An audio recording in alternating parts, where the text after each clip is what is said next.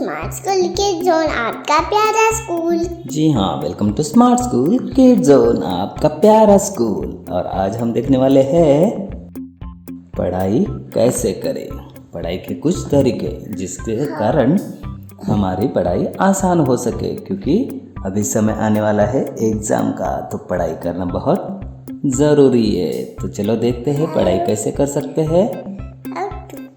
इससे पहले आप हमारी वेबसाइट smartschool.info को विजिट कीजिए और हमारे Android educational game and craft channel की लिंक डिस्क्रिप्शन में दी है, आप ज़रूर विजिट करना।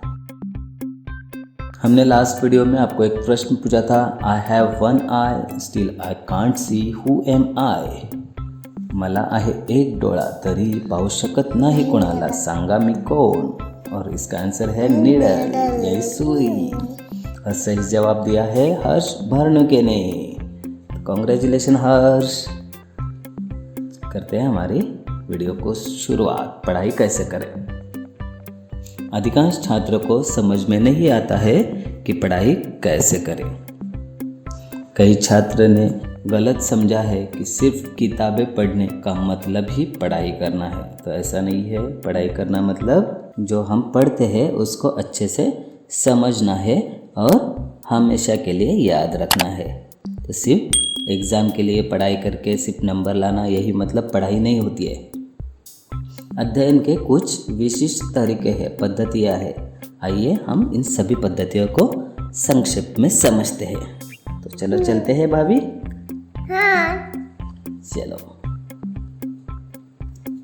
तो हमारी पहली पद्धति है 4R। तो फर्स्ट R है रीड। रीड वंस और ट्वाइस, एक या दो बार पढ़ो।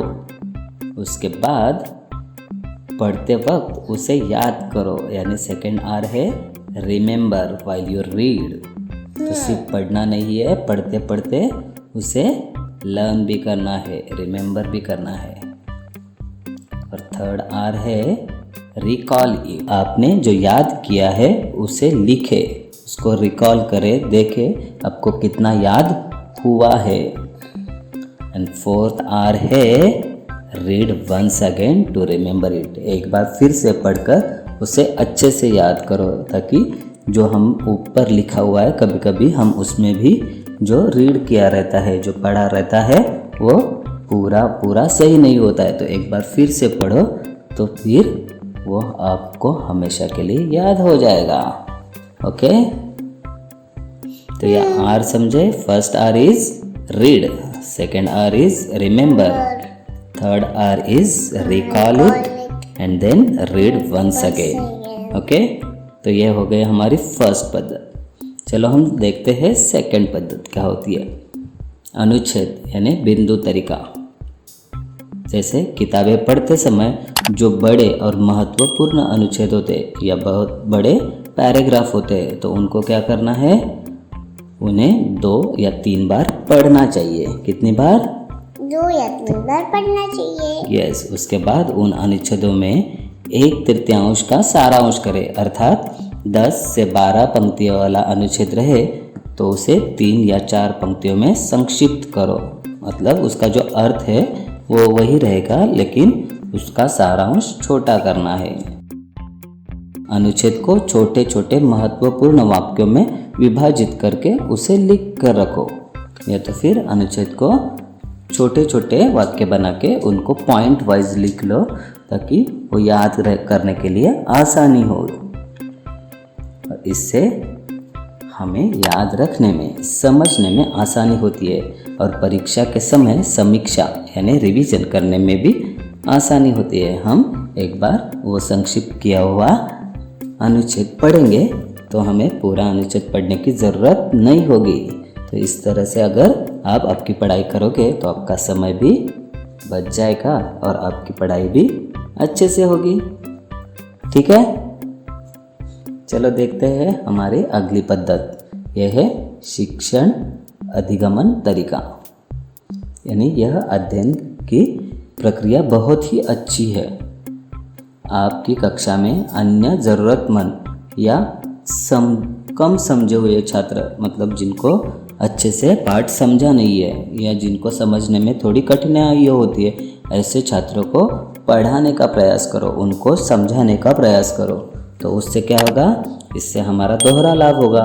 एक समय पर आपका अध्ययन अच्छा हो जाएगा और दूसरी ओर आपको अपनी कक्षा में छात्रों को ज्ञान प्रदान करने का श्रेय भी दिया जाएगा।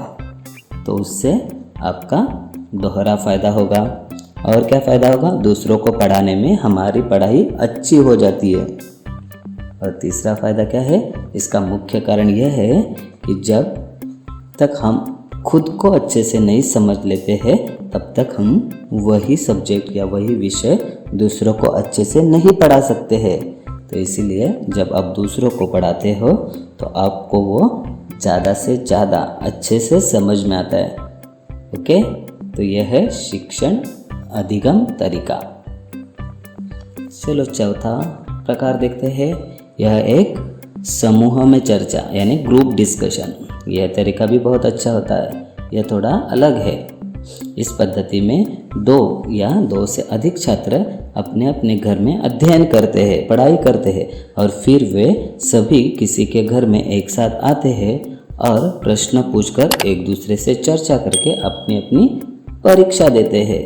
तो बच्चे ही अपने खुद को एनालाइज कर सकते हैं, खुद की पढ़ाई कितनी हुई है और कहाँ तक हुई है।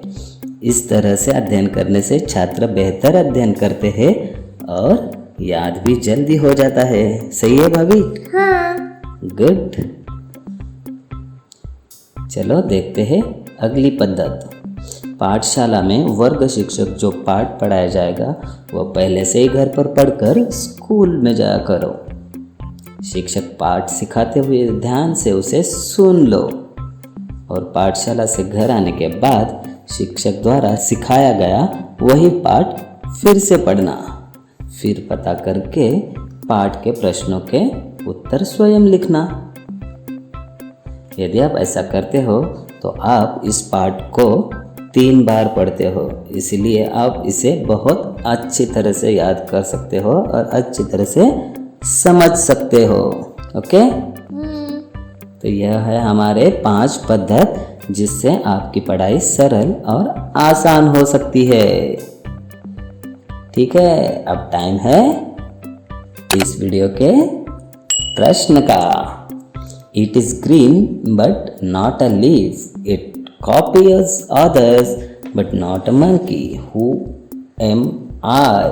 यह हरा है लेकिन पत्ता नहीं है, यह दूसरों की नकल करता है लेकिन बंदर नहीं है। तो कौन है ये? आप अगर इस पहेली का जवाब जानते हो तो कमेंट बॉक्स में इसका उत्तर ज़रूर दे देना। आपका अगर उत्तर सही रहेगा तो हम अगले वीडियो में आपका भी नाम जाहिर करेंगे। मिलते हैं अगली वीडियो में, तब तक के लिए बाय। अगर आपको ये वीडियो अच्छी लगी है तो लाइक करो, कमेंट करो और शेयर करो। और आप हमारे चैनल पर नए हो तो सब्सक्राइब ज़रूर करना और बेल आइकॉन भी प्रेस करके रखना। Thanks for watching. हंसो, खेलो और मजे से सीखो स्मार्ट स्कूल के साथ। मिलते हैं अगली वीडियो में, तब तक के लिए बाय। बाय।